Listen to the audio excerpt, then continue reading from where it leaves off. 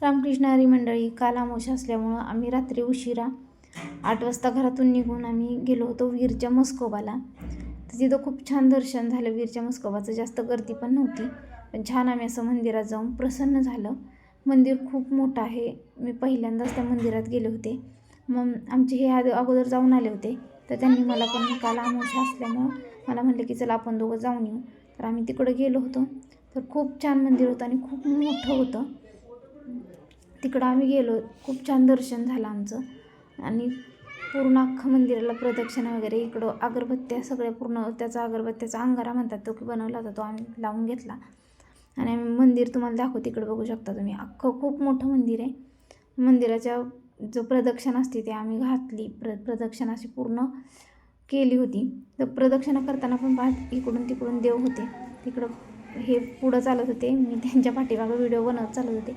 तिकडं बघू शकता तुम्ही, खूप मोठं मंदिर आहे आणि त्याची एवढं कलाकृती छान आहे. मंदिराचं काम चालू आहे, तिथं पेंटिंगचं वगैरे असं काम चालू आहे. तर प्रत्येक मंदिरामध्ये असं खूप प्रसन्न वाटल्यासारखं, म्हणजे किती तर मंदिरात गेलं पण इथं पण एवढं प्रसन्न वाटत होतं.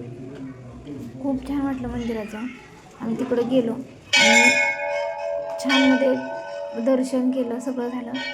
आम्ही इकडं फोटो पण काढले, मंदिराचे काढले, आमचे पण फोटो काढले. इकडे एक पुजारी बसले होते, पुजाऱ्यांच्या पाया वगैरे पडून आम्ही त्यांच्याकडून ते त्यांचं जे लेणं असतं ते लावून घेतलं. इकडे पाया पडून आम्ही इकडे बाजूला झालो आणि इकडे बाजूला इकडे एक स्तंभ होता मोठा.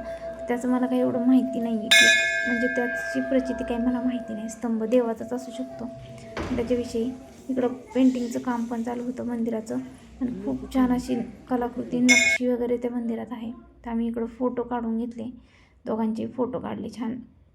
आणि इकडं आम्हाला प्रसाद पण मंदिरातून निघताना बुंदीचा असा थोडासा प्रसाद दिला होता. खूप छान, खूप टेस्टी लागला होता.